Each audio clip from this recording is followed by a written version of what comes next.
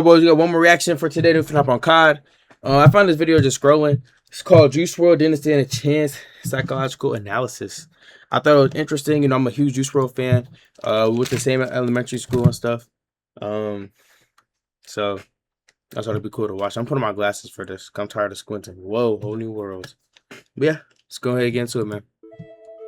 Like 45 minutes. December 2019, at approximately 1 a.m., a private jet carrying Jared Higgins, known globally at this point as Juice WRLD, was landing at Midway International Airport in Chicago. Juice, at this stage of his life, had reached extraordinary heights in record speed, going from a fairly unknown SoundCloud artist to having multiple platinum songs and albums within 2 years. They were arriving in his hometown Chicago to celebrate his 21st birthday, but something tragic would occur upon the plane's landing. Due to intel of drugs and guns on the aircraft, police had arrived at the airport, ready to search the Gulfstream and its passengers. But during this procedure, Juice began to have a seizure, one so violent he wasn't able to be saved, because at 3:14 a.m., Jared Higgins was sadly pronounced dead. And turned to the sudden and shocking death of rap star Juice WRLD. The 21-year-old who was named Billboard's Best New Artist this year suffered a medical emergency at Chicago's Midway Airport. This morning, so many questions as to how a seemingly healthy 21-year-old could die so unexpectedly. The toxicology report would reveal that his seizure was far from a random, unlikely and unpredictable experience. Juice WRLD was a ticking time bomb. He had been taking a significantly unhealthy amount of drugs over a long period of time, until the point his body could no longer maintain itself. But this didn't come as a surprise to his fans, or anyone who really took the time out to seriously take in his music.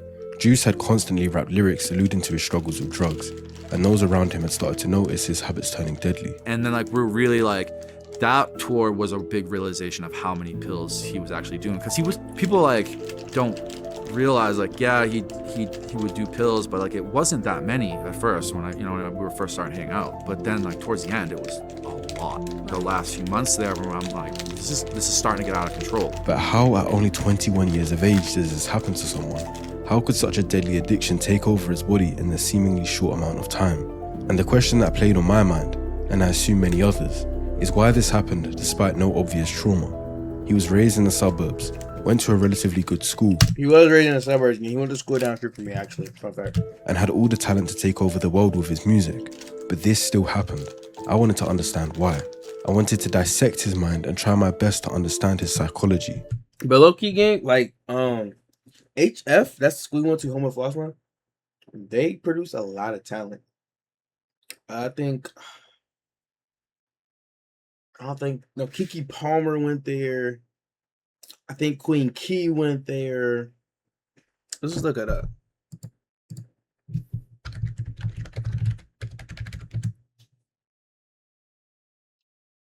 Yeah,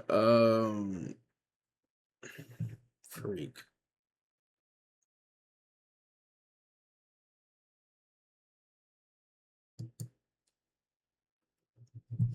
Let me see. It's irrelevant. Okay. So not give me what I want.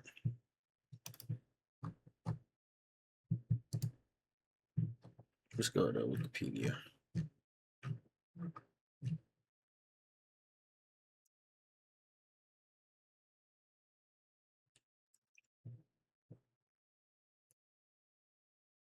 Yeah, Juice WRLD. I don't know why it's not freaking saying everyone else. Let's look at rappers.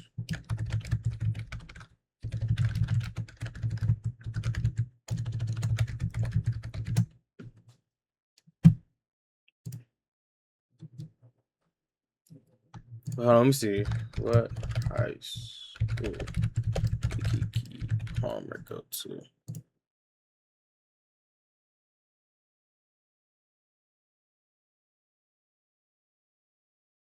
Ah, dang, I told y'all boys a lot. She did not go to HF. What high school did Queen Key go to? Homo Flossmoor, exactly. But she transferred to Eisenhower. Okay, so she went to okay. See, that's why you look things up. But yeah, I know it was tweaking. I know it was tweaking. I was back to the video. And what I found is that, in my opinion, Juice WRLD didn't stand a chance. All my life, I've had like ADD, so my mom has been putting me on Vyvanse and Adderall. That shit damn near ruined my childhood a little bit. Like, he had therapy because he had impulsive behavior, so. He definitely had like depression and stuff like that, and he would use drugs and not cope with things the right way, and use drugs to cope with things. I'm not necessarily the most joyful person in the world, but that's one thing that does make me happy, making music. How do you do knowing that it's like it can kill you right away? Like, I mean, I feel like in today's society, the oxygen we breathe could kill us. Like, hearing that music at such a young age, nigga, I was trying to sip lean in 6th grade. Before you started getting famous, though, you were probably limited on money and resources in terms of getting fucked up, and then all of a sudden you got too much money. I feel like when people do drugs, it separates their head from their body even more. It separates their soul from their body even more. Because your mind could be telling you, fuck no. Your mind could be telling you, hell no. But your body is dependent. But I want you to describe that single and that track that we're playing right now. I would tell myself to stay as far away from drugs as possible. So like nobody heard this song and like wanted to talk to him or something? Like, it's like, yo, are you okay, man? You think he wanted to die?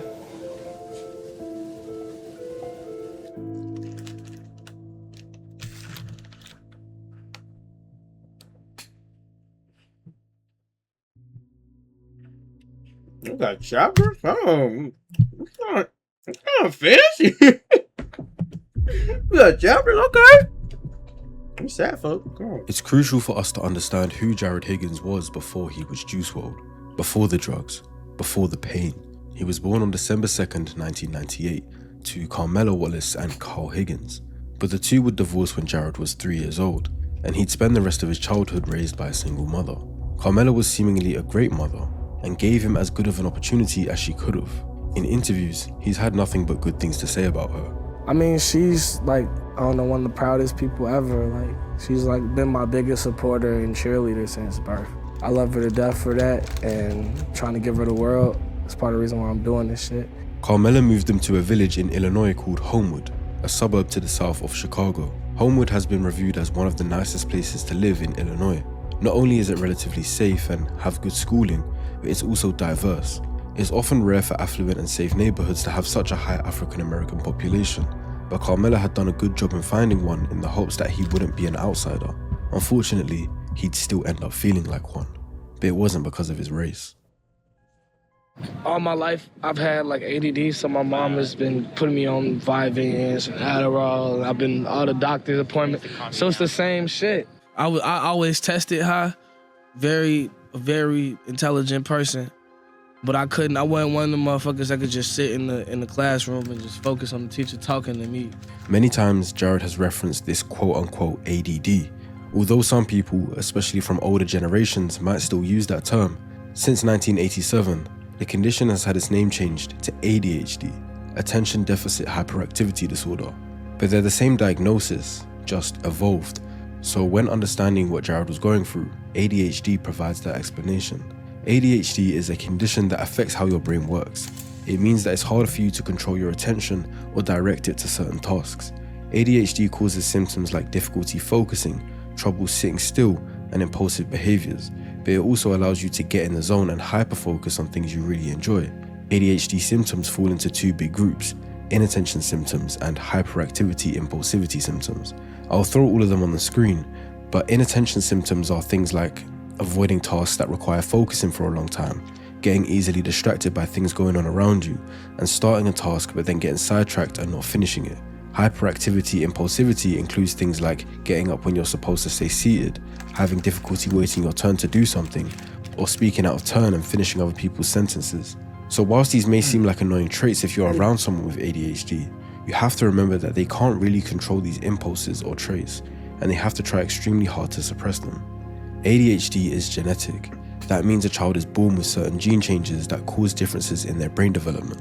Often the gene changes that cause ADHD are passed down within biological families. Jared got diagnosed with this in the 4th or 5th grade, and immediately he was put on medication that changed his whole personality. They put you on anything for it? For sure. Adderall? You know they love putting little kids on that Especially shit. Especially little black kids from the hood. Of course. I don't really agree with that shit, bro. I was in 5th grade getting diagnosed with ADD. How the fuck can you tell a 5th grader they have ADD? He's in fucking 5th grade. How is you supposed to act? But it started out with Falkland. I've been on all that Falkland. What's the Ritalin, Vyvanse, Adderall, all that shit. Falkland, Ritalin, Vyvanse, and Adderall are all ADHD stimulants. What's interesting is that if you don't have ADHD and you take these, they can end up making you hyper, talkative, or jittery. When given to someone with ADHD, however, the result is paradoxical. An ADHD brain is often hunting for stimulation because its baseline dopamine levels are low. This feels like multiple thoughts running at once, being distracted, and being impulsive. These stimulants raise that baseline, which effectively shuts up that background noise. It allows the person to pick one focus and stay on it. Come on, Jack. Real quick. Get some more water too. Am I muted? Oh, come on.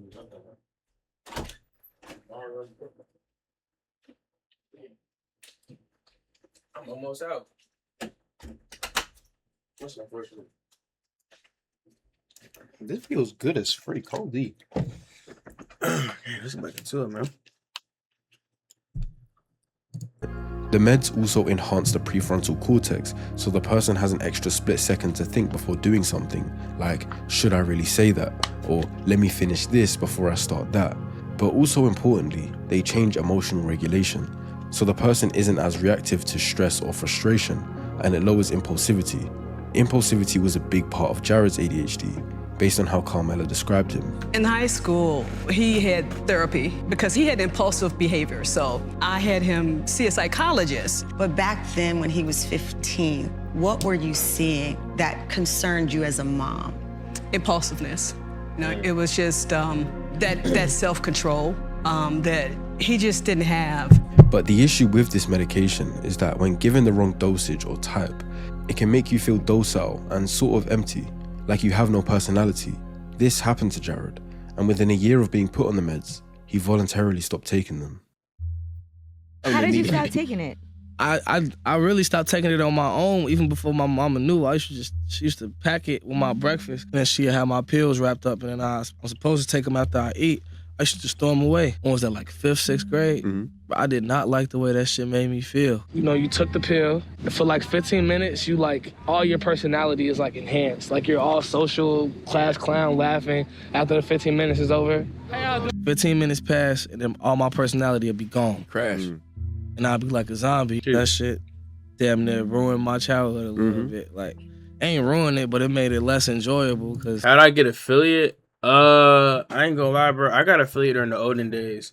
So like for me, gang, all I had to do was average 3 viewers. I think reach 50 followers and stream on 3 different days. So what I used to do was I used to pull the stream on this computer.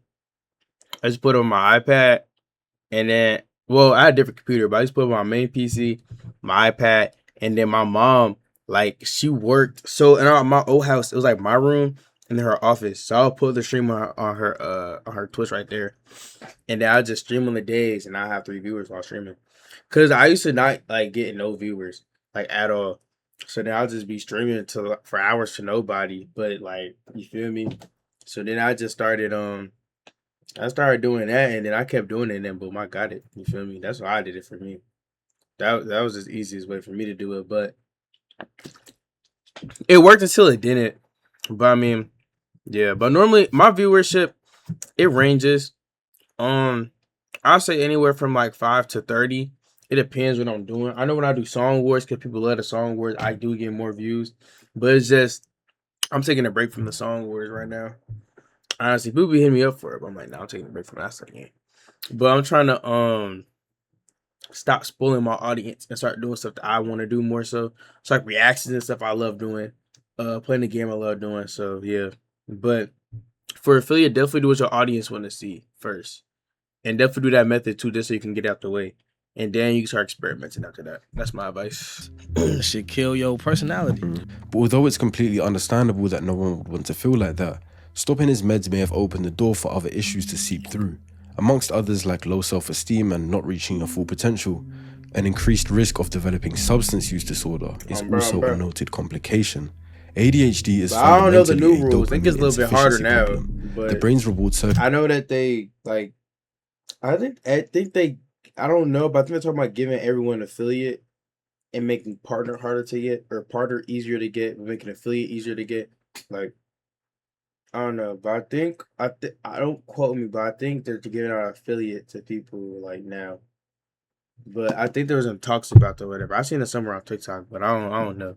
Circuitry doesn't fire at baseline, which I get, but I feel like there should be some type of requirements to it, just so that not everyone can hop on Twitch and just start streaming. You feel me? Like, I feel like it does need to create some type of incentive to like actually want to do it. You feel me? The way a neurotypical brain does. Substances like opioids, alcohol, and stimulants flood the dopamine system artificially. For someone with ADHD, that hit temporarily corrects a chronic neurological deficit. The brain recognizes it as a relief, which makes the reinforcement loop significantly stronger than it would for someone without ADHD. One of the core ADHD traits is weakened impulse control, specifically the ability to pause between urge and action. The same deficit that makes it hard to sit still in class makes it harder to stop at just one pill or to not reach for a substance when emotionally dysregulated. ADHD brains tend to experience emotions more intensely and have less capacity to regulate them. Substances are an immediately effective regulation tool. People with unmanaged ADHD often start using substances earlier because they're already dysregulated and seeking relief before they have the maturity or resources to find healthier outlets. Earlier onset significantly increases the likelihood of substance dependency developing, and Jared was in the 4th grade. A big misconception I've seen around is Juice had to take meds like Adderall and Vyvanse, so that made him susceptible to drug use. And whilst that might seem like it makes some sort of sense as a passing comment, it's completely wrong, and actually the evidence would suggest the opposite. Studies consistently show that children with ADHD who receive appropriate stimulant medication treatment during childhood actually have a lower risk of developing substance use disorders later, not higher. The science logic is that properly managed ADHD, where the dopamine dysregulation is being addressed, reduces the neurological pressure to self-medicate. So ironically, what Jared says in that Breakfast Club my mom lesbian on TikTok. Hold on. I'm going to have your back. She be tweaking. Hold on.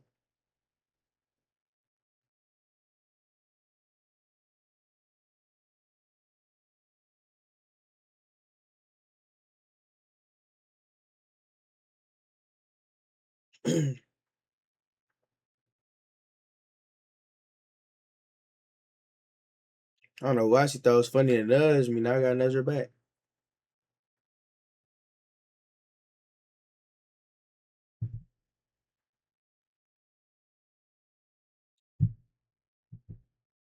She thought that stuff was funny, gang. She knows she messed with a real nudger, bro. I die about this nudging stuff, gang.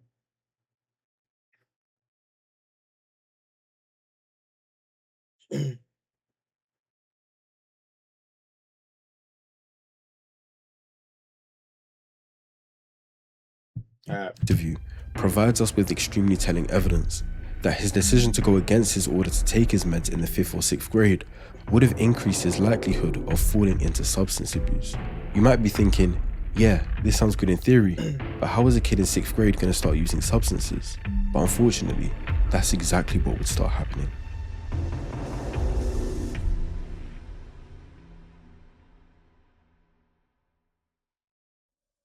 Chapter 2. So like 6th, 7th grade, I was hooping, I was playing baseball. I was good at both at the time. But I was also like freestyling, and I was really into music. Like I used to damn near worship this shit. Like I was into music so much. So my family putting me on all this different music, Future, Gucci, all these niggas talking about drugs. At around 11 years old, an impulsive Jared had fallen into exactly what Carmela feared. She had already tried to prevent him listening to hip-hop as a kid, maybe just because of her taste, but perhaps because of the bad influences it contains. Whether violent crime, sleeping with lots of women, or selling drugs, hip-hop has a tendency to glorify certain degenerate activities. This can make easily influenced listeners aspire to pursue these activities, and one of them, for certain rappers, was drug use. You can't help but ignore how fun or how interesting, at least, they're making Xans and Lean and all this shit sound. Yeah, bro. Like, when I heard Future, the first song I ever heard by Future was Ain't No Way Around It. The second song I've ever heard by Future, Dirty Sprite. Like, off the first Dirty Sprite mixtape. And that shit had me wanting to sip Lean at like 11, 12 years old, bro. Yeah. Jared says the song Dirty Sprite by Future was the catalyst for the Juice WRLD we'd later know. And looking at the lyrics of that song, it amazes me how something so degenerate and deadly can be portrayed in such an attractive way. Future starts out the song by shouting out Pimp C, DJ Screw, and Big Hawk. These were all figures of hip-hop who popularized a certain drink. Lean is the combination of prescription-strength cough syrup containing codeine and promethazine, a soft drink such as Sprite, and sometimes candy. Both Pimp C and DJ Screw had died from complications related to it, yet Future still proceeds to glorify it in this song. He states he drinks Lean for breakfast, that it's his favorite drink and it tastes like Kool-Aid, that he can't get enough of it and he's willing to drink it until he overdoses. Somehow, someway, after getting inspired, Jared was able to get his hands. That's facts though, gang. Like, especially in the city, especially in Chicago, bro. This is facts. Especially in Chicago, like, cause like, you know, we got a big hip hop scene, big rap scene. You know, it's a lot of kids looking up to it. And they see the wrong. So that's why with me and my content, bro, I make sure I'm mindful of that. I make sure I'm mindful of it. Like, what I put out, I make sure it's the right stuff. I make sure it's all the good stuff. Like, I edit all the curse words in my videos. I don't do that. You feel me? I don't even, you know what I'm saying? I'm around a lot of cursing, obviously, because I'm like, I do hip-hop things and rap and stuff. But in terms of other stuff, nah, bro. Yeah, that's facts, though, especially in the city. Despite it being relatively expensive, especially for someone his age, Lean isn't used with regular off-the-shelf cough medicine. It's a specific formula that uses those mentioned opioids and is significantly stronger. Because of its price, he probably wasn't accessing it that much at that age. It's a good thing, because think about how burnt out I'd be if I had the resources to get high you know what I'm saying? Think about how, especially you discovering something new, you want as much as that as possible. All this shit got you feeling like, you know what I'm saying? Like, so over the next few years, he started taking Percocets as well. These are also opioids like Lean, but come in a pill form and are cheaper, but also just as addictive. Coming from somebody that's in that shit, for the niggas that's really doing it, it wasn't because of a trend. Like, motherfuckers is really addicted out here. Like, it wasn't because that's what I be saying, gang. When people like post whenever like they smoking, drinking, going out, you're addicted, bro. Like, that's not cute. Like, going out every weekend partying and stuff, you're addicted to this lifestyle, to this dopamine rush that you get from this. And not only you're wasting money, you're slowly killing off yourself in your liver, bro. For example, my freshman year, I ran into some Percocets my freshman year, 14, 15 years old, 13, 14, whatever the fuck the age. I ran into some Percocets my freshman year. In the hood and shit, niggas don't know that it's an opiate. But then after a while, you drink so much, then they want to take perks. Yeah. Then they want to start taking Percocets. Yeah. And then they don't know why they like the perks, and now they're addicted to perks. He also started taking Xanax, which aren't opioids, but cause a similar effect of sedation, anxiety relief, and muscle relaxation. How much and how often he was taking these drugs during his early teenage years is information I don't have. But one thing for sure is by taking them regularly, he was setting himself up for addiction. It's crazy that this was primarily being fueled because the rap music he was listening to made him curious. But this is actually one of the more common reasons drugs like Lean get desired and addicted to. And you have really good-looking rappers who's got all the honeys, who's got all the girls, you know, and he's drinking this. He's always got a white styrofoam cup in his hand, and he's on this. Then maybe if I do that, I'll get the honeys, I'll get the Lambo, I'll get the Maserati, you know, things of that nature. They're making that association even if that association is not really real. Then on top of being seen as cool, it allegedly tastes nice, making you feel euphoric and carefree, and it spikes your dopamine, all catalysts for you to get addicted. Jared then had to go through high school like this, frequently high, but at the same time he was honing his real craft, freestyling. Who is this? Hey. You exist? Nah, not to me. I'm R. Kelly, nigga. You can get the piss. Ooh. Hey, Caleb. Yeah, signs like you deaf or something. That's okay. I be on the beat, spitting fast like Crystal Meth or something. Really is nothing. Making assumptions is nothing. Bake you gonna put you in the oven for no reason or something. I'm the best at it.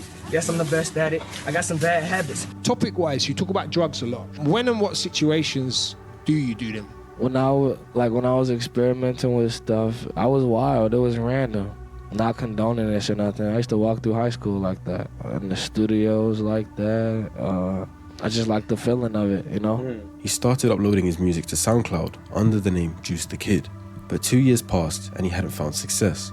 And it was time to apply for college, one place he didn't want to attend.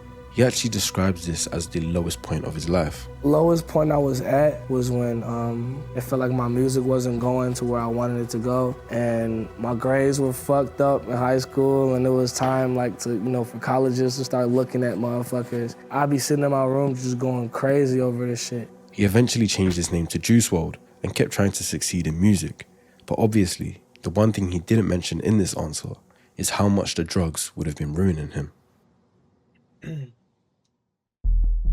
Before we get into that, this video is sponsored by Luma AI. Bro! Like from the word brief. Sorry, I'm paying your bills, man. I tried. So this Luma. Not paying your bills. Not paying your bills. Jared's opioid use is the primary factor for why he isn't here today. But understanding how it captured him is crucial for also understanding how this stopped being as much of a choice and more of a possession over him. Opioid use disorder, or OUD, is a specific substance use disorder where an ongoing pattern of opioid use affects your health and quality of life. Now, as mentioned, the ingredients in the cough medicine used in lean are types of opioids, and perks are also opioids. A doctor might prescribe opioids for a certain issue or pain, but a primary feature of them this is 19, it's time to drink and drive. Okay, buddy. Is that they also cause your body to produce dopamine and endorphins. Endorphins reduce your pain, and dopamine increases your pleasure. So for the brief moment that the drugs are in your system, the feeling is pure euphoria. And when it wears off, the reality of life sets back in, and you crave that hit again. Opioid use disorder occurs when you have an overpowering drive to use opioids despite their risks. The main risk is building up a tolerance, causing you to take a higher quantity to the point where your body can't handle them, or getting to a point where you get such bad withdrawal symptoms that it physically pains you to try and stop. I was going through lean withdrawals. Oh, that's... And I fucking, I was in the bed and I shit the bed. I shit the bed. Hey, you run laughing at this game. Bad when you stop doing that shit, bro. That's good. One of my favorite videos ever made regarding addiction is on YouTube titled Nuggets. You have the bird character thing and it's just wandering through life and it sees a golden nugget. The first time it walks past it but gets curious. The second time he runs into it, he bites on the curiosity and tries it. This gets him super high and he flies. Wait, is your birthday today, twin? I thought it'd been your birthday. Your birthday today? I was your birthday past, gang.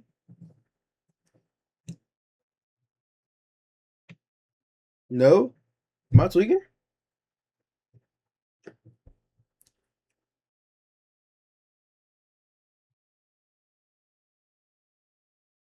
Let me know, bro, if it's your sack. I could have sworn it was not your sack, though. And it's amazing. Then he lands and he continues through life, taking the nugget at every opportunity. He then gets to the point where he's actively running to find the next nugget. All the while he's taking them, the world around him when he's not on the high is starting to get darker. His body is starting to get weaker, and it gets to a point where he's no longer taking them to feel high. He's taking them so he can feel normal again, just to reach baseline.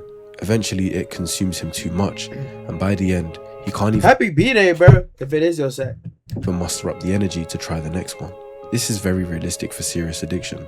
Our brains are amazing and complex, but also a bit too logical. They don't apply context. They only care about efficiency and survival. The basis of that is dopamine, something the brain wants a lot of and wants it without difficulty. Let's take out. Dang. Yo, you did say it was your birthday this week. I forgot about that, bro. You did say that. Happy birthday, man. I was finna say, normally I would have seen Big Will like post you or something. You get a resub soon? Bro, yeah. Subs ran out, gang. A lot of subs dropped. A lot of people got left, bro. I came back today. I'm like, dang, we had 34 subs. But it's all blessings, bro. Actually, let me end this goal. I think it's a goal at the top. Let me end this. I'll end this. These goals. Let me beat this goal. And goal. We hit the goal already. There's an explanation of dopamine I heard from entrepreneur Alex Becker years ago that made it really easy to understand. Think of the dopamine system as zeros and ones. Zeros are the work and effort needed before getting the dopamine. ones are the release of dopamine and how much gets released. So for example, let's say making this video, the weeks of research, the scripting, the editing, the thumbnail making 2 different versions for YouTube and Patreon, there's a lot of zeros.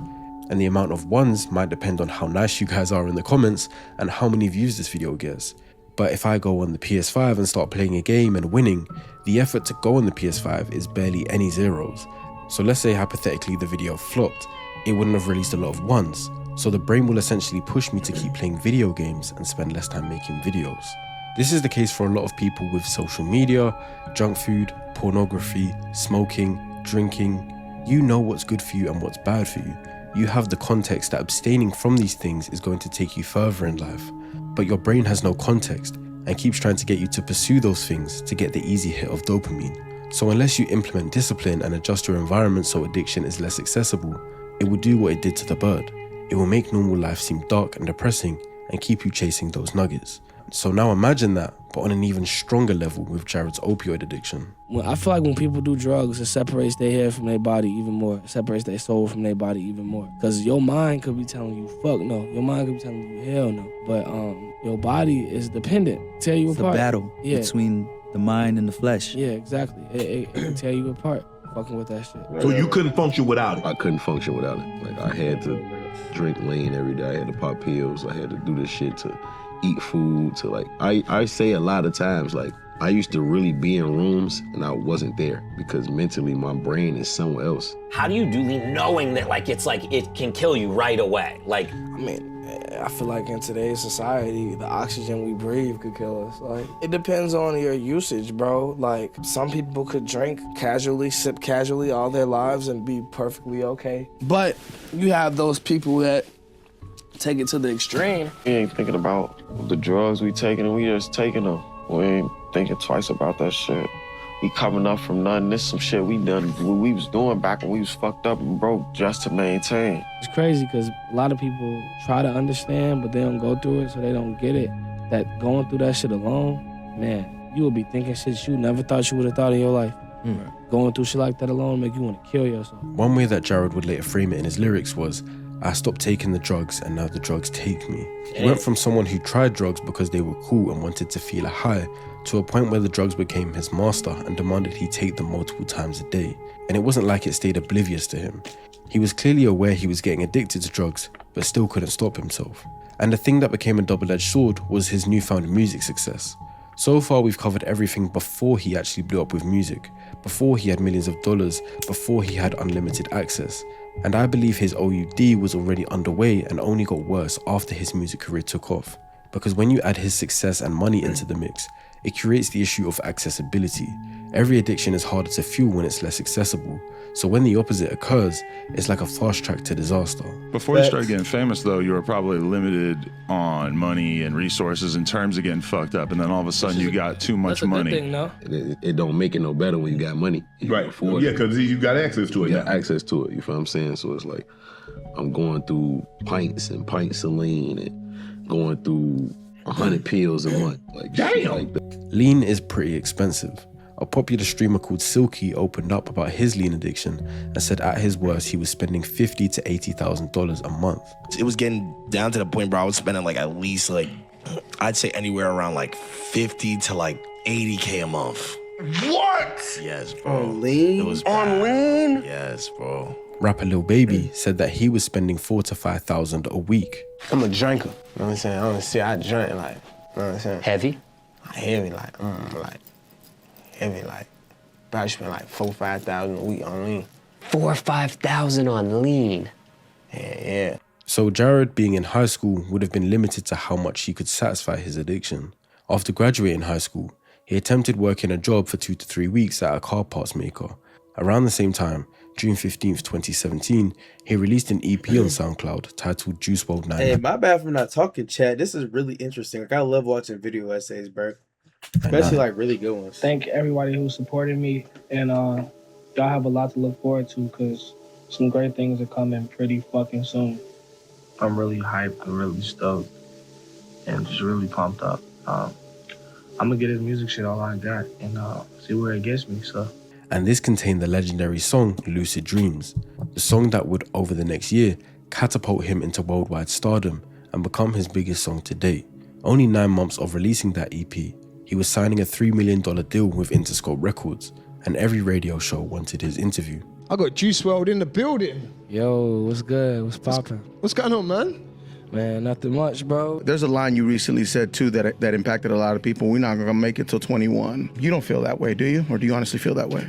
I feel like everybody dying young, you know what I'm saying? Not foreshadowing anything or wishing that upon myself. Where are you at now when it comes to, you know, either Xan popping, pill popping, whatever it may be? Where's Juice WRLD at now? I mean, Xans are horrible. I think that's worse than crack. In one of his interviews, clearly off drugs, slurring his words, he literally dozes off mid-interview. It's some good stuff. It's not just fluff. It's like a lot, sounds like a lot of heart gone into it. I want you to describe that single and that track that we're playing right now.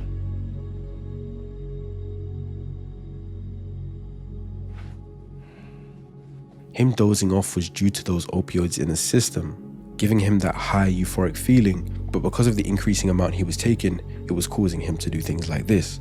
When you correlate the timelines, this pre-existing but expensive addiction, newfound success, and then millions of dollars, I can only assume his consumption was increasing like crazy.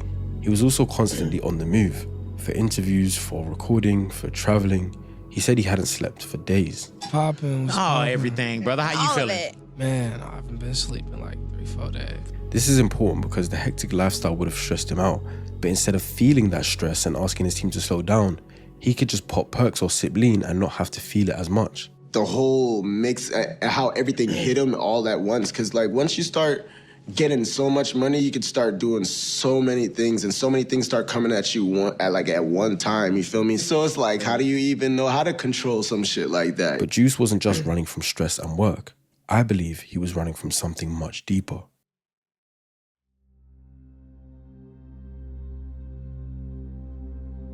Clinical depression, also known as major depressive disorder, is a mental health condition that causes a persistently low or depressed mood and a loss of interest in activities that once brought joy. Depression is a term that gets thrown around quite casually these days, but understand that feeling sad after a difficult life situation such as losing your job or breaking up with a partner or any unfortunate circumstance is normal. That isn't actual depression. Clinical depression persists practically every day and involves more symptoms than just sadness alone. Low energy and fatigue, feeling worthless, thoughts of death, amongst others. Researchers don't know the exact cause of clinical depression. They think that several factors contribute to its development, including genetics, brain chemistry, childhood experiences, and stressful life events. I feel like many people see depression as that person's life was hard and they experienced bad things, so they developed depression, when it's often more of a genetic thing. These people always look for a cause of the depression in others. This results in judgment, especially for celebrities. Why are they depressed? Their life is good. They have money and success. This can lead to a sense of embarrassment and questioning yourself, not understanding why you feel the way you do. One good listen through Juice WRLD's discography and you can hear how depressed he really was. I pop perks to numb the pain because it hurts to live. I gotta admit myself, I'm on these drugs, feel like I can't save myself. Sometimes I wanna take myself and break myself so I can reshape myself. Nobody's ever felt the pain I felt. This is the part where I tell you I'm fine, but I'm lying, I just don't want you to worry. My world revolves around a black hole, the same black hole that's in place of my soul. One of my favorites because of the weight behind it is, it's been months since I felt at home, but it's okay cause I'm rich, psych, I'm still sad as a bitch, right? It goes against the assumption that money buys happiness in such a deflated but sarcastic way. It's like, don't worry guys, I should be super happy, right? After all, I do have lots of money and lots of success. My name is on billboards and I have so many fans, so much designer clothes, I can travel everywhere, I can buy any car I want, any piece of jewelry. Happiness should be a given. But then when he says psych, it's like realizing that that notion is all a facade. Money buys stability. It buys a sense of freedom from the frequent struggles of the working class, such as rent and bills and childcare, etc. It allows you to have experiences you might have not had without it, sure, but you can't buy a ticket to happiness. Not to get too spiritual on you guys because this is a psychology video, but happiness, in my opinion, comes from contentment. Contentment is essentially the ability to find peace regardless of your situation. You feel the same way internally whether you have something you desire or not. As soon as you try to place your happiness or peace on something external or materialistic, you lose the game and end up on a never-ending chase. When I'm rich, I'll be at peace. When I get my dream car, I'll be happy.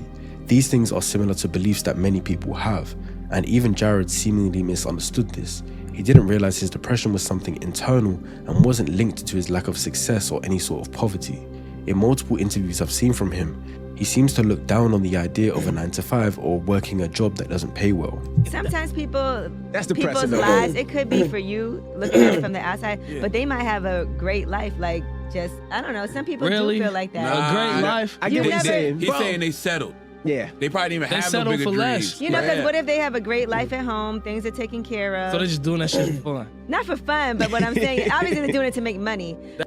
Somebody that goes to like a D1 college, they spend all this money, right, to get a degree. They don't even do the shit that they got the degree for, and then they work in an office job every day until they die. He is in the abyss, or she is in the abyss. But in the Breakfast Club interview, Angela tries to let him know that although those people might not be millionaires, or although they might be working till they die, they could still be happy. You know what? I'm cool, bruh. Think about all these people we know who we look at from the outside like, oh, they're rich, they're financially secure, they're great, and then they're really miserable. Because some people, money doesn't equal happiness at all. Shit. He seems to struggle to understand that people working for a minimum wage can still be at peace. They could have a family that loves them unconditionally, and that's all they need. And then on the other hand, there's many millionaires and celebrities that take their own lives due to depression. Robin Williams, Kurt Cobain, Avicii. I see Jared struggling to fathom this, and I believe that that's because it doesn't compute in his equation. He's grown up believing that his state of unhappiness and depression will disappear when he has money and success. So the idea that he's still sad as a millionaire and 9-to-5 workers on minimum wage are happy and at peace is a reality he doesn't want to accept. But in this song, it seems he is accepting that notion. He's going against that belief. His money only made his addiction worse and led to more sadness. So he's letting people know this. Such a short and simple line, but so much lesson behind it. When you a fan of this shit, you look at it a certain way and from a certain perspective, but then when you in this shit, you see it for what it really is. Right. You know? It's sad. I don't know, it make you not want to, you know what I'm saying? Like, it's not what it looked like. So when people tried to understand why Juice was depressed, I don't even think he knew. If y'all help me through the shit I'll go through, I'll deal with anxiety and depression and all that shit. Just because you got money don't mean that shit don't solve nothing. Money is the answer to certain problems, but it is not the answer to those type of problems. I'm not necessarily the most joyful person in the world, but that's one thing that does make me happy, making music. He definitely had a substance abuse problem, and he definitely had like depression and stuff like that, and he would use drugs and not cope with things the right way and use drugs to cope with things. I don't personally believe Jared was suicidal, but he became indifferent to death, or indifferent to the idea of death. More like, if I die, it is what it is. He didn't have a desire to deliberately end his life, but he also didn't take any caution with his drug use as he'd lost the ability to comprehend death, in my opinion. The idea of withdrawal and having to confront depression without drugs seemed like a much harder task than just closing your eyes and having no consciousness forever. What's also really interesting is that ADHD has a very strong correlation with depression. Roughly 30 to 50% of people with ADHD will develop a depressive disorder at some point in their life, compared to around 7 to 10% of the general population. This is due to a mix of genetic reasons, but also environmental reasons. They have a shared neurological basis, as both conditions involve dopamine and norepinephrine dysregulation. But also, children with ADHD constantly underperform relative to their actual intelligence, they struggle socially, get labeled as disruptive or lazy, and receive chronic negative feedback from teachers, parents, and peers. That sustained experience of falling short despite effort is a reliable pathway to depressive cognition, worthlessness, hopelessness, and self-blame. In my opinion, he most certainly experienced clinical depression. He had a sadness he couldn't quite explain and hoped either drugs or success could have fixed. I believe his ADHD was a massive driver for his depression. The neurological basis already makes it a strong possibility to develop depression without the need for explanation, but he also reports how he felt intelligent but couldn't focus in school, so he developed an identity of failure and I'm not good enough. The first time I wrote a song was in 5th grade. It was during study hall. I couldn't just sit there and do my work, so I did something else. And focus like in school. He hated school. Very, very smart. But he didn't like the idea of school, so it was always a struggle with him in school and, you know, skipping school, skipping classes. So I always had to have a plan for him. I think in high school I wasn't eligible with some shit when it came to tryouts. Walk at the grades? Yeah. I always tested high. Very intelligent person. But I wasn't one of them motherfuckers that could just sit in the classroom and just focus on the teacher talking to me. I couldn't do that. This was accelerated by his opioid use. He may have used it out of intrigue or self-medication, but once it started messing with his dopamine reward pathway, it started to bridge a gap between Jared being good and Jared being depressed. The more drugs he took, the more depressed he became without them, so the more he felt like he needed them. And that cycle continued. Just like the bird, his world got darker and darker. The worst part is that everyone saw his success and looked past the seriousness of his issues. Bro, so like nobody heard this song and like wanted to talk to him or something? Like, how do you hear this and be like, yo, this shit fire, bruh? When the album dropping? It's like, yo, are you okay, man? Like, hold on, just stop for a second. Let's just take a break. Let's just go somewhere. Juice actually acknowledged this in his music, pointing out how it was a mix of both him downplaying his issues, but also people not noticing. This is the part where I tell you I'm fine, but I'm lying. I just don't want you to worry. This is the part where I take all my feelings and hide them because I don't want nobody to hurt me. They tell me they care. They're just in love with the music, so they'll never know about the pain I go through. Everyone is happy to sit around listening to him talking about depressing subjects as long as it sounds good. He needed real accountability and people campaigning to put down the drugs rather than monetizing it. But this is due to a lack of education around these subjects. Everyone is happy to get surface level around topics like anxiety and depression, but going deeper is something only a certain few do. I think YouTuber Sean C put it best. Why is it that people are so drawn to 3 and 4 minute songs about depression and love and mental stress and anxiety, but aren't drawn towards, you know, think pieces about the subject and aren't drawn towards deep dives into what these things actually mean and how they can affect you? There did eventually become a point where people around him did try to step in, but it might have been too late.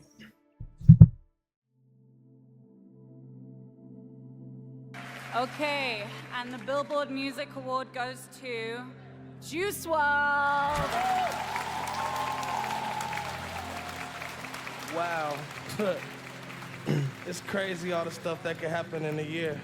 Juice WRLD in 2019 was a global star. In March, he'd released his album Death Race for Love. Despite mixed reviews from critics, the album was commercially Juice was crazy, gang. I ain't gonna lie, he's on a run before he passed away, bro. Successful as it could have been, debuting at #1 on the Billboard 200. During this time, he'd been in a relationship with Ali Lottie.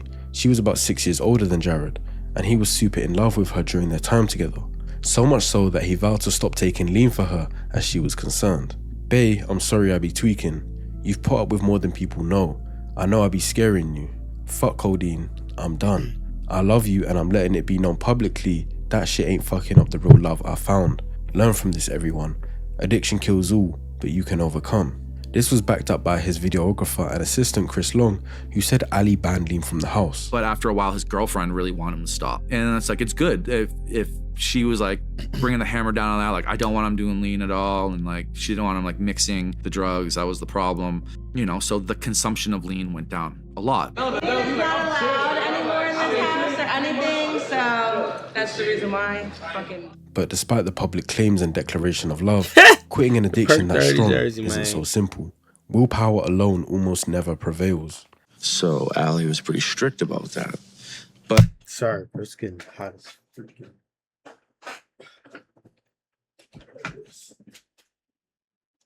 Right, close. Oh, snap. It's getting hot out there. It's getting hot.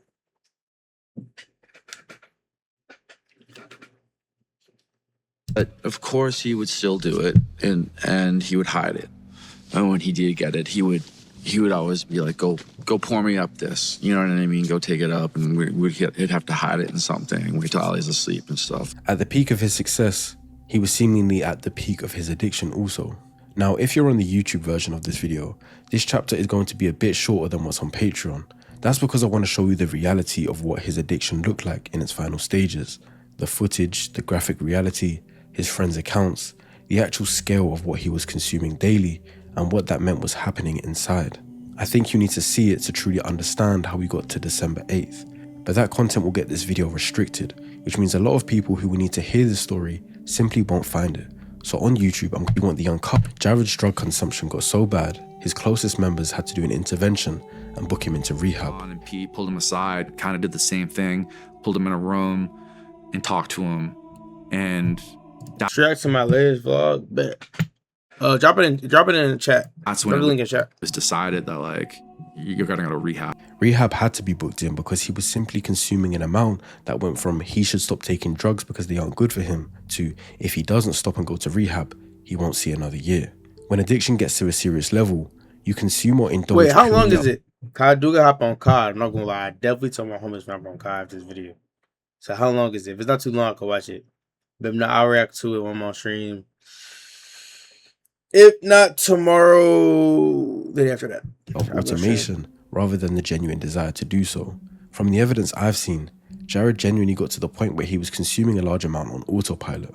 Unbeknownst to a lot of people, opioids actually have a relatively low euphoric ceiling, meaning that taking a lot doesn't actually give you a bigger high. It just means more side effects and more risk. But because of his super high tolerance, he had to consume that much just to get the same feeling he did taking one back in the day. And of course, the body is only able to handle so much. Jared knew the dangers of what he was doing. He wasn't oblivious. In his song Righteous, he says, "We may die this evening, coughing, wheezing, bleeding." In many of his interviews, he made it clear that he knows these drugs are deadly, just like Future did in his music by acknowledging those who passed away from opioid-related issues. But he was simply too far gone. Rehab was the only option, and as mentioned, it was booked in for the latter half of December. Fellow Chicago rapper G Herbo details what rehab is like when addicted to opioids. It was like a 7-8 day process. You get out, they flush out everything out your system. You on IV, so you don't got to go through the withdrawals. That's another thing. Like when you drinking lean and popping pills and perks and all that shit. The withdrawals worse than it's worse than anything in the world. You don't even want to feel it. Carmela claimed his consumption had gone down and believed he'd actually stopped lean entirely. You said that before his passing, he told you that he made the decision to get professional help. He did. Was he ready to go to rehab? He sounded like it. He wasn't doing the lean anymore. I could tell there was a difference in him, that he wasn't doing the lean. I think he was still doing pills, but he told me he was ready to get help. But the reality is, he wasn't well and still needed his drugs to cope. In November, he tweeted, "My brain is my own worst nightmare.